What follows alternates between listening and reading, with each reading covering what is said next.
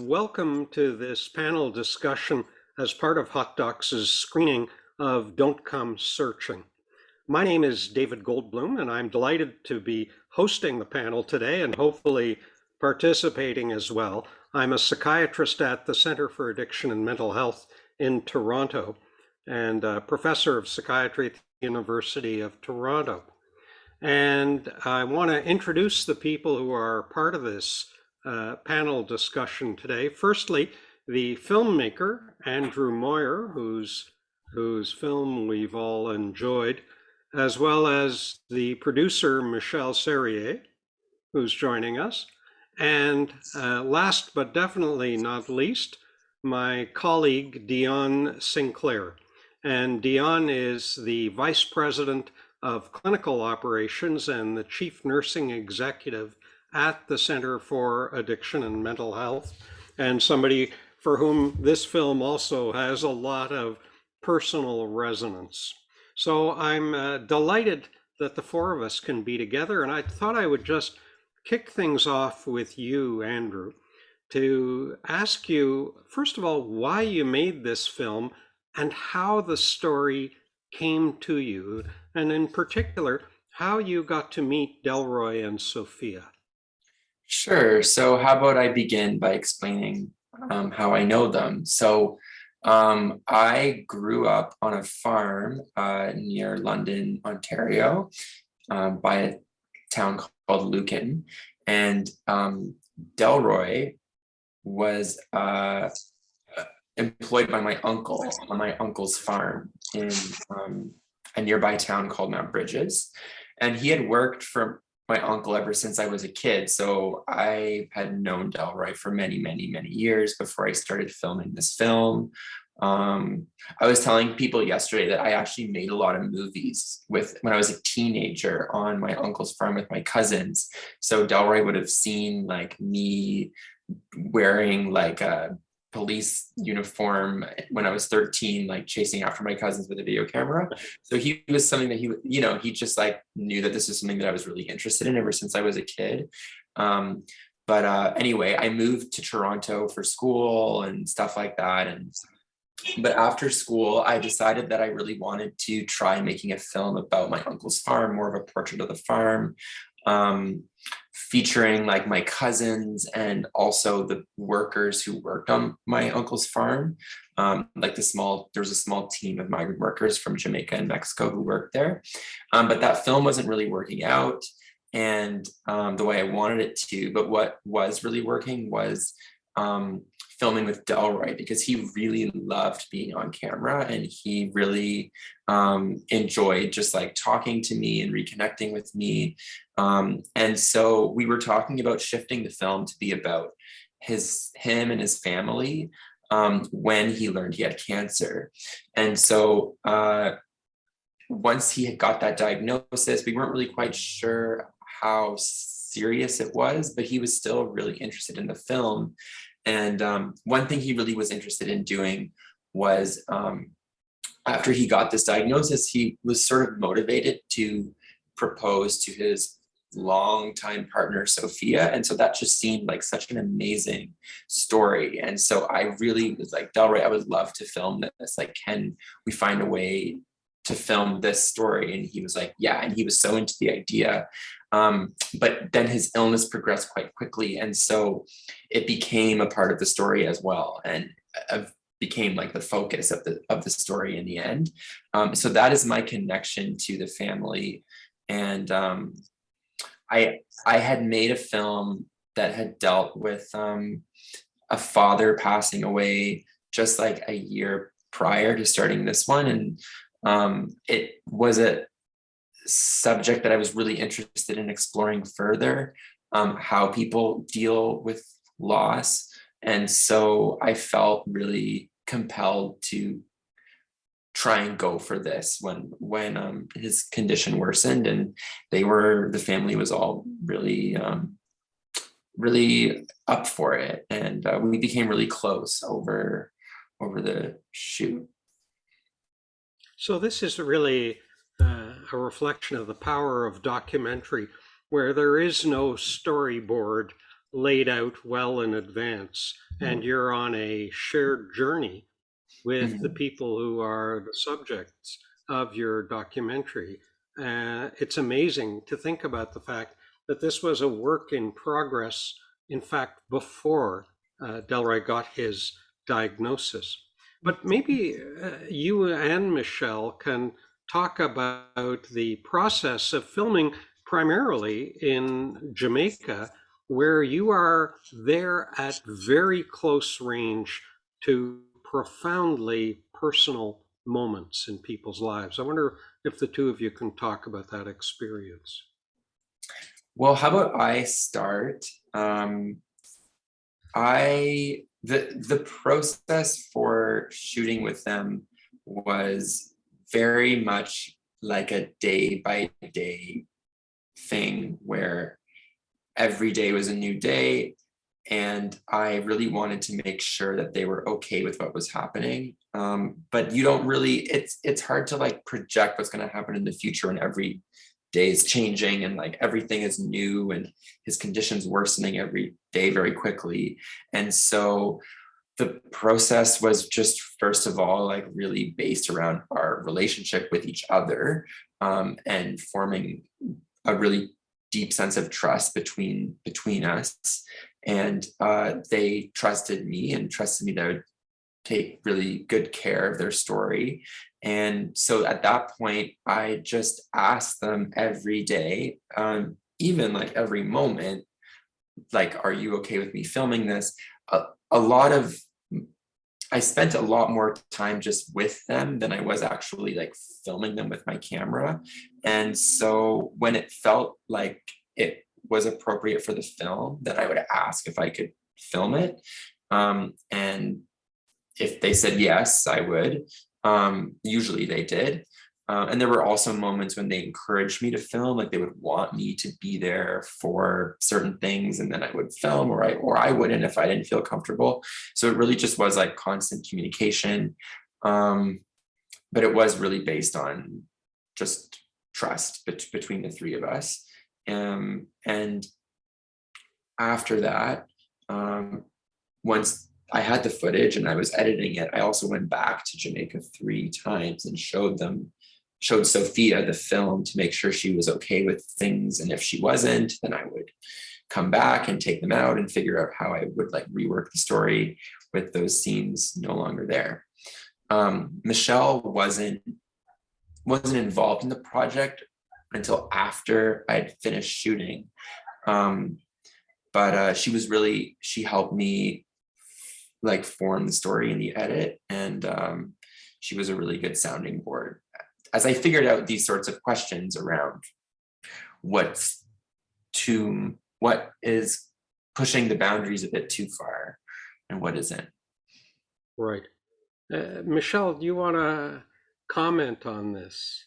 Absolutely, because I think, well, definitely I came on at a critical point, because for me it was when Andrew reached out, he had a cut of the film which is drastically different to what the film ended up being. And for me, there were definitely issues around the same questions that everybody who's watching it would ask about consent, about, privacy, that kind of stuff. And so I asked him all of these tough questions too, just to make sure for myself that, integrity wise, we were approaching this, in a way that was really solid.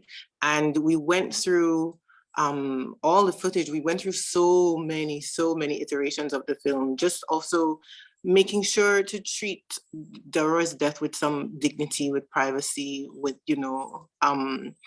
trying to be fair to ourselves as the filmmakers and wanting to present death on screen in a way that was real, but also preserve the dignity of these human beings, given the history that we're coming from as, Black people in the Caribbean and all of that, and just Delroy as a human being. But it was very clear to me that Delroy was very committed to his family, and he felt that this film was a way to just imbue his life with meaning, imbue their life with meaning. And so I felt that responsibility. And so it was an honor to be able to kind of fulfill, not his direct wishes in that way, but I understood what the mission was, and I feel that we were able to do that respectfully. You know, I And hope so. you know, you use that word respect, and I have to say, just from my own viewing of it, that's what it felt like, even though it was in some ways an intrusion on a very private moment or series of moments in people's lives. It felt like it was done with respect and dignity. Thank you for that. And so Thank you. that, at least to me as a viewer, really came across. Now, That was really important. Dionne is somebody for whom I know this film had a significant resonance and evoked a lot. So, Dionne, before I ask you any questions as a mental health professional, can you just comment as a person on your reaction to the film? Well, I actually did not know exactly what I was going to see. And so when I saw My Island, Jamaica, it's like, oh, wow. And I saw the story and it's like so much stuff resonated with me. I even think I actually recognized some people at the 9 night when after Delray is gone, and I'm going, so I wanted to know where exactly in Jamaica was that. I go home quite often. And that's one of the questions I had. Yeah. Can you say where in Jamaica that It's was? in St. Elizabeth. St. Elizabeth. In Top Hill. Okay. All right. So again, I come from Manchester and we're border parishes. So Yeah. people would cross, and it's amazing when someone passes away, the same musicians will go around. And so that's why it's like, I'm recognizing them. There's a similar tradition in St. Lucia too. Yes. Yes. At the wakes. Yeah. So the drummer especially, and I'm going, they call it a dead yard, but people will go and there's music and there's food and it's just even like a wedding, but people just come together, they congregate for the families. So it brought a lot of memories back from home, and it even just seeing the grave right there in the yard. Yeah. You're not too far. That's just tradition in Jamaica, rural Jamaica, not in the city. But I come from a small rural village in Resource, Manchester. So very, very familiar surroundings. Wow. That's so nice that you connected with it so personally. Yeah. And, you know, even I think for people who are not from Jamaica, who never have been to Jamaica, who are from different racial groups, there is still a profound opportunity for connection with this film because of the universal nature of what it's discussing. Mm-hmm. Loss, grief, recovery, mm-hmm. and ritual, yes. And the importance of ritual for all of us. And we've certainly felt it profoundly disrupted in the context of the pandemic. Yeah. The ways we have of coping. And, you know, one of the things about your film is that without being overly intrusive, it doesn't romanticize things. It shows us death in a very honest way, and it shows us how a family copes with loss. But it's also about loss not being the end. And I know I was having a chat with Dionne about this the other day, but that loss is part of this ongoing process of everyday life. And as a filmmaker, as a producer, why was it important for that message to come through this documentary? Well, I'm so glad you picked up on that. It's nice to hear. So there are a lot of films that have to do with death, and it is about the person who passes away, and that's the center of the story. And those are great stories. But what I was really interested in was trying to embody how loss is a part of everyday life. It is a part of our lives. It's something that we don't really often want to think about, or in many cases refuse to think about. But it's a part of our life, and it's also a part of growing up as a person. Like when you lose someone like you do, I feel like you come away from the experience with a greater sense of life, of what life is, and you come away with a greater sense of who you are as a person. And so I was really interested in capturing that, because this was not the first person that Sophia had lost in her life, but it was, like, I would say, the biggest loss of her life so far. And I could see, when I was with her, I could see her changing, like, through the process. And it was really important to me that I went back and sort of not really show like drastic changes in her personality, but just how she was different in the smallest of ways, maybe a little bit stronger, a little bit tougher. And that's something that I really related to immensely, you know, like, yeah, I just saw a lot of myself in her. So it felt like Andrew, it was really important to depict. Yeah. Andrew, obviously, any film, including a documentary, has to compress time. Yeah. And so I was curious, from the moment where we see in the doctor's office Delroy getting examined, and it's clear that he's got melanoma and that it has spread, to the point after his death, where we see Sophia really starting the next phase of her life. What is that total timeline there? So that specific doctor's appointment, I think, would have been early 2015. He had doctor's appointments before that I had been to, so I'm just trying to keep it all straight in my head. I started filming with him in 2014. But I think that doctor's appointment would have been spring 2015, and he died just like a few months later in 2015. It moved really, really quickly, like way faster than anyone really was expecting. And I went back to Jamaica to do that catch-up moment in 2017, January 2017. And also there's a voiceover in the film that was a very late addition that I recorded in 2021. Huh. Yeah. And Michelle, can I ask for you as a producer, why was seeing this documentary brought to life important for you? There are a lot of reasons, but I think a really profound one for me was just that, in terms of depicting the life of, I'm in a rural agricultural community right now in St. Lucia. That's where both of my parents are from. So we have a background that's similar to, I guess, what happens in Top Hill.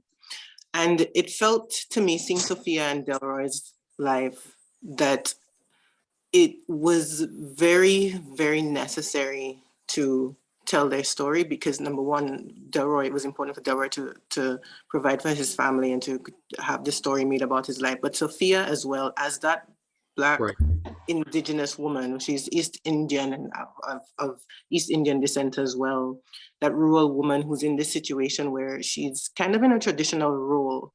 I started to see moments where she would assert herself in ways that you wouldn't necessarily expect. And those moments were really speaking to me. And I felt that this was also definitely her story. This was definitely a narrative about coping, because how would I feel having been separated from my partner? Because Sophia didn't know how serious Delroy's diagnosis was until he came back to Jamaica, which is really important.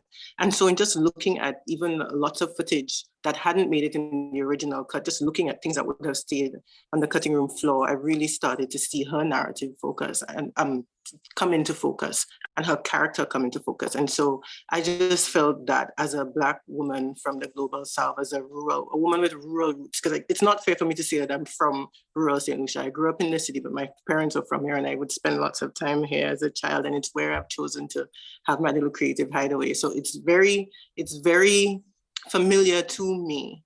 I felt that her story was definitely a worthwhile story and needed to be felt, seen, experienced, because there is value in experiencing someone else's reality in that way.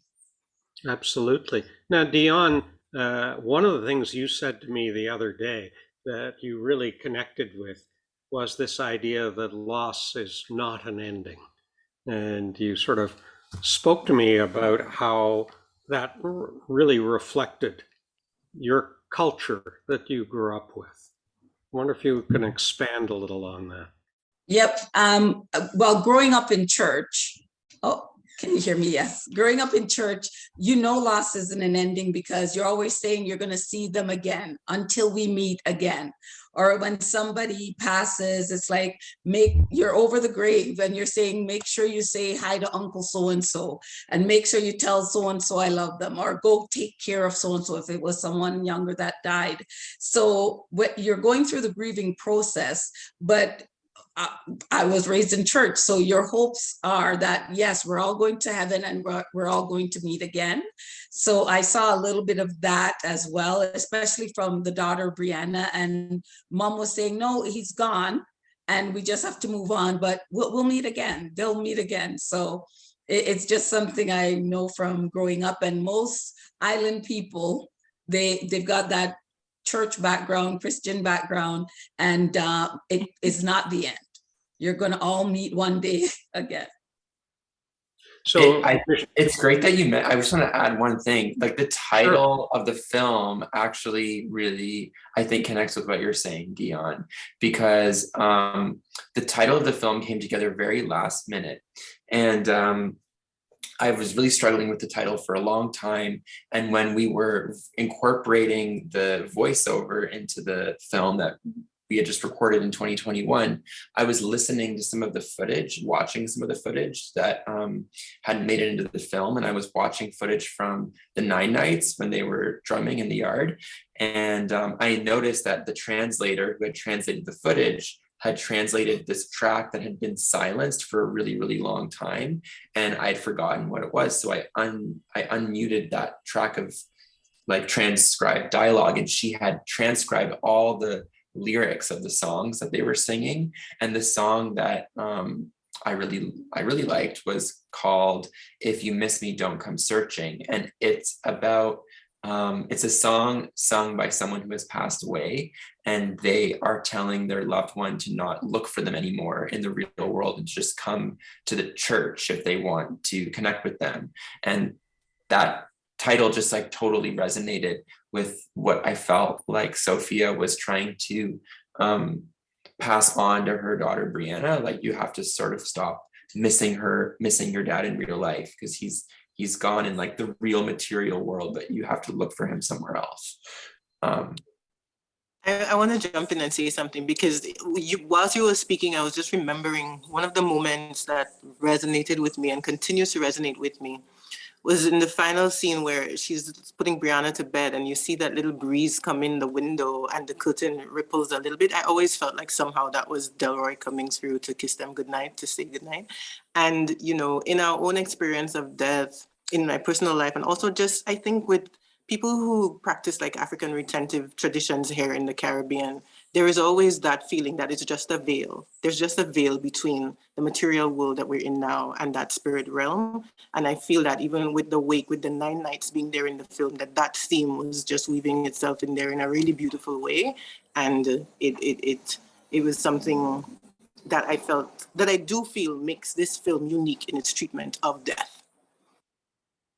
And speaking of that, Dionne, if I can ask you to put on your professional hat for a moment, what are some of the healthy ways we can cope with the loss of a loved one and deal with our grief? Okay, so there are stages when you're going through grief, and this is a loss of, it could be a marriage, it could be your children becoming an empty nester, them leaving and going away. So there's denial, anger, bargaining, depression, and acceptance. Acceptance is at the end. There is no rhyme or reason how long you're staying in different stages. However, denial is the first part. It's just trying to cope with that pain. And personally, I've lost 2 brothers to gun violence. And each time I've never had a chance to say goodbye. So it's like, no, this can't be happening. It can't happen. I've just spoke to them. What do you mean they're gone? So I've seen those stages, and it's okay to go through the stages. It's okay to go through denial, and it is okay to be angry, because when you're angry, you're more scared. You really are going, what am I going to do now?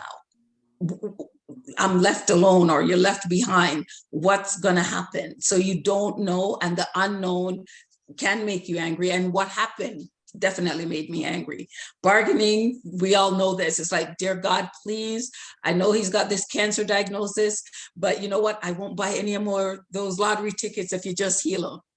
I'm not saying that Sophia said that, but will bargain. It's like, I won't be angry again. I'll go to church. I'm going to read my Bible every day, Lord, if you just, heal him from this. And again, these are stages we go through. It takes time for some, and others, you're getting to acceptance. I'm not sure who those people are, but it takes a while for others. And depression is, you have to resolve that this is it. And it's sadness, and it can be overwhelming sadness. And you're trying to contemplate, how am I going to carry on? It's one of those things you have to pull yourself out of that sadness. And acceptance doesn't mean you're not sad anymore. It just means that you are coming to terms with that reality. And so it's okay to go through all those stages. That's what I would tell people going through grief or loss. It's no one should tell you, well, you've grieved enough, hurry up. No one can tell you that. Getting to acceptance, they need to understand that just because I'm showing up at work doesn't mean I'm not grieving. I've come to terms with the reality, but there'll be days I'm angry. There'll be days I am depression. There'll be days I'll bargain that, why? And denial will raise its head again. You'll see other people running around, and it's like, well, how come they're here and my loved one's gone, or whatever that loss is. So know that these are natural stages. Everyone goes through them. They go through them on their own time, but there's no one that can tell you that you've grieved enough or you shouldn't be sad anymore. It's a personal journey for yourself, and it's okay not to be okay. And it's okay to talk to someone. It's okay to ask for help. And it's okay to cry, like shed the tears. That's one thing Jamaicans will tell you. When you're shedding the tears, you're washing away some of those feelings. So even male or female, it's okay to cry. It's okay to say that, you know what, I'm feeling down today. And no one can say, well, you shouldn't be. No, it's yours, and it's your emotions, and you're within your rights to have them and feel that way. And find those friends around you that will hold your hand, sit there, listen, and be there with you, even in the silence. I think that's really well said, Dionne. And I mean, I think the other thing that this film shows, this was a death at home. This was not a death in a hospital in isolation with tubes everywhere and with saying goodbye to loved ones on a tablet instead of in the flesh. This was, I think, the death that kind of most of us would hope for, to be surrounded by family in a familiar environment. And I think it points not only to that, but also to the importance of ritual after death. And it's no accident that every group, every culture, every race has rituals that are associated with grieving that help us find our way.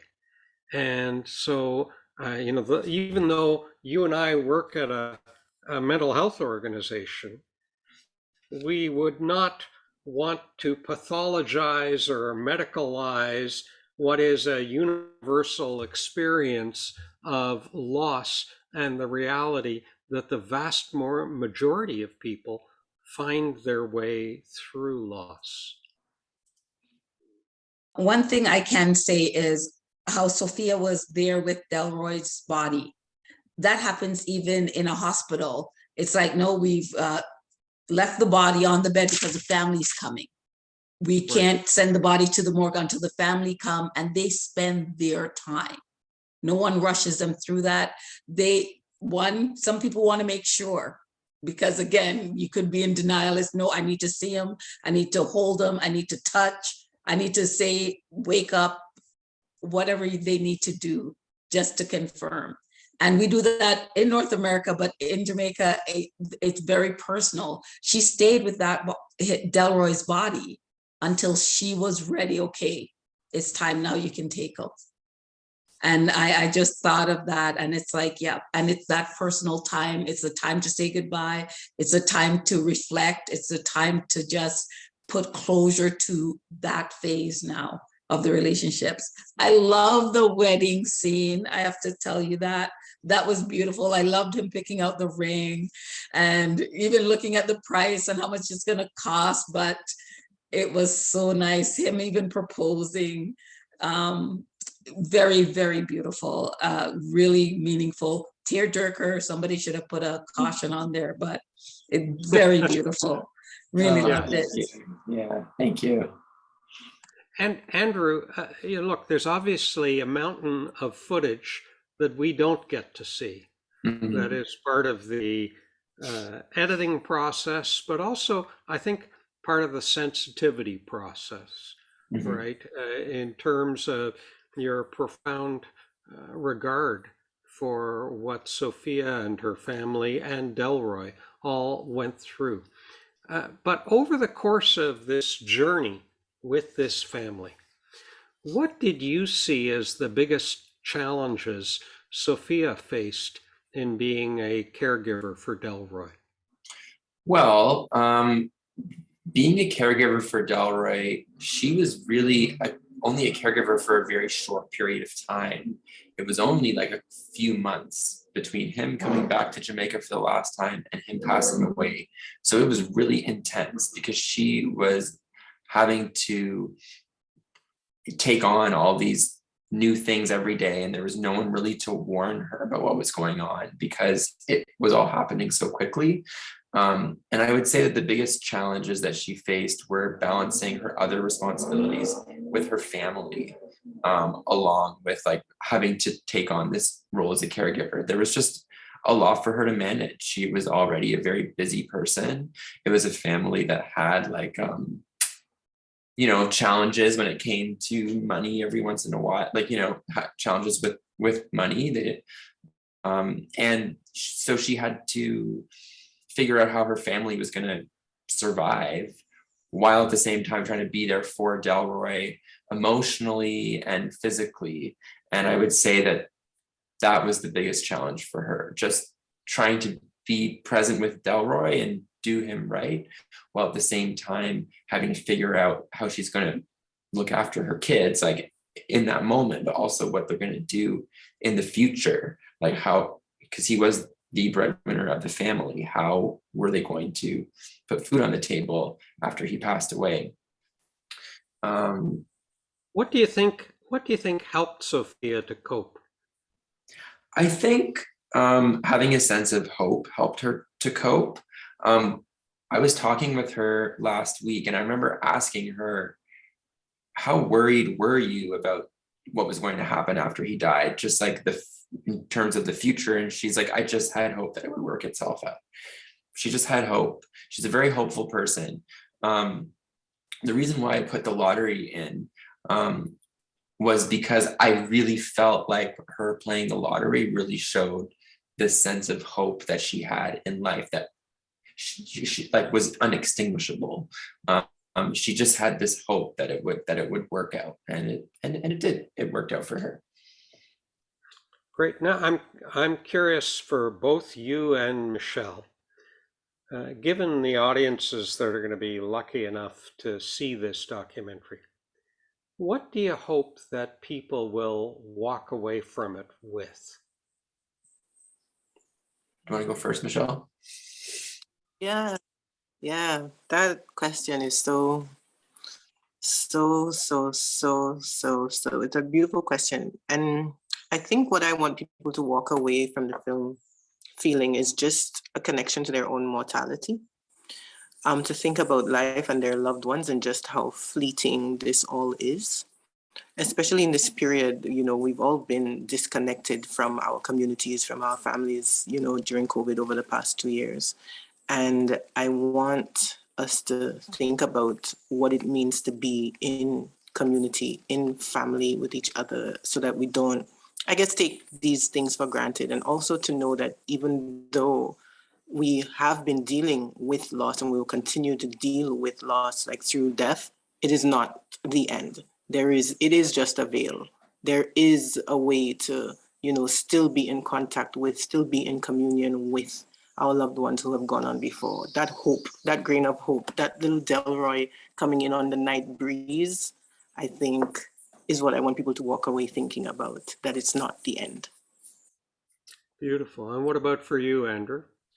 I would just like people to, even for 5 minutes, because I know it's really hard to think about, but to think about how they would respond if they were in Sophia's shoes and they were having to look after a loved one. Because it's something that we really don't think about very often. And I've just seen so many times in my own family how unprepared people can be, and at the same time, like sometimes we can make decisions around when we're dealing with a loved one who's passing away that others might judge as wrong, like so and so is doing the wrong thing, because it is a very emotionally charged time. And to just really think about how you would deal with it, remember that there are no wrong ways of dealing with someone who's passing away, but that it is really, really hard. And so you have to give the people around you a certain level of grace that they're trying their best. Because I think in most instances, people are just trying their best. Absolutely. And Dionne, do you have any final thoughts that you wanted to share? Well, I just loved Sophia's hope, but back home, again, you have a community. We're not, North America, sometimes it's me, myself, and I. People are very selfish, or they're inwards, where when you're in a rural village or in a community, no one's gonna let you go hungry. So they did struggle with money. You heard her on the phone calling the wholesaler, trying to get onshore in like bulk instead of one at a time, what's cheaper. She was talking about either getting him to the hospital, but she had to spend money on so-and-so school fees. School fees is so important in the islands. But if people knew that you were over there, you had somebody sick you're looking after, they're gonna bring you food. They're gonna say, you know what, dig up some yam and I want you to have some of this, or they'll bring you something else. So usually, even if you have next to nothing, one of your neighbors will come by with something, or 2, 3 of the neighbors, because they're but for the grace of God go them. If they're in need, they know you would do the same. So that also is helpful. We're more community oriented. We survive because everyone helps out each other, and you'd never want to see your neighbor going without, and you have it. That's not how things work, not in my rural community anyway. So I thought that was beautiful, and everyone came around. People came with advice, some that unwanted, but you showed that as well. So it's just what happens. It's just what happens, and you listen and you nod. One of the things I was gonna ask you about the puppy, because when that one of the puppies died, and someone dig that hole, put the puppy in, put the zinc on top, and then Brianna was on top of that. I didn't know if that was significant. And I think Michelle, because producing it, how come that came in there and the significance, I was wondering. Honestly, I think that's a question Andrew should answer, because that scene was always in the cut. For me, I thought it should stay because it felt part of the through line with death and her having to deal with her puppy's death as well. And she's there singing it. It's a little funeral. And it resonated with me because I had been accustomed to having cat funerals all of my life. the neighbors' dogs would kill our cats and I would have to bury them and sing. So I could completely identify with that moment there. And for me, it felt like it needed to stay because, again, it was part of that true line. It was also kind of foreshadowing what was happening. And there she was at such a young age having to deal with that also. But it's not one of the scenes that I insisted on inserting. It was always there. So Andrew, tell us why you had it there initially in the first place. Well, I remember when I was filming that, just totally relating to the experience of finding a dead animal, because I grew up on a farm. So I was very used to finding like dead kittens, dead animals getting hit by cars, stuff like that. And I remember, so my dad was really sick for most of my life, very, very ill. And I remember always having this idea in my head that he was going to pass away, but I didn't quite connect what was probably going to happen to him soon with what was happening to animals that I found that were dead, lying around the farm.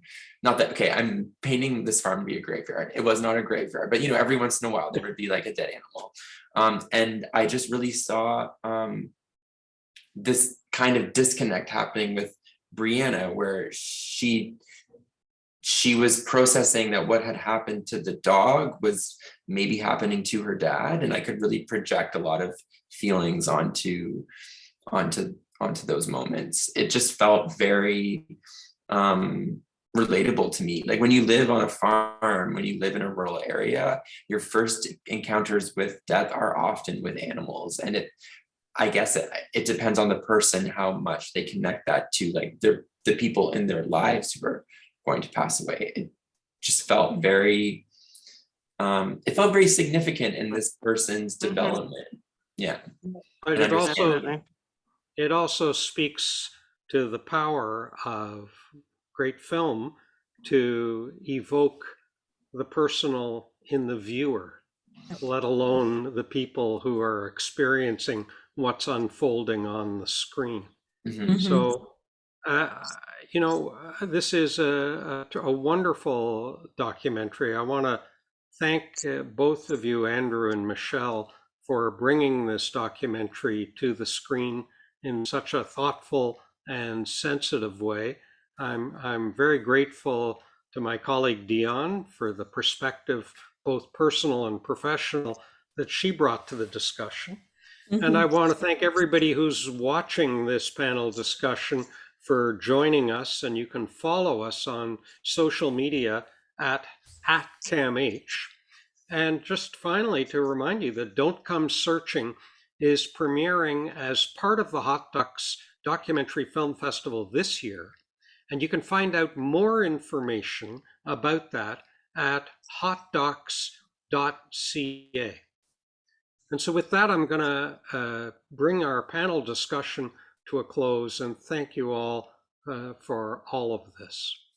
Thank you.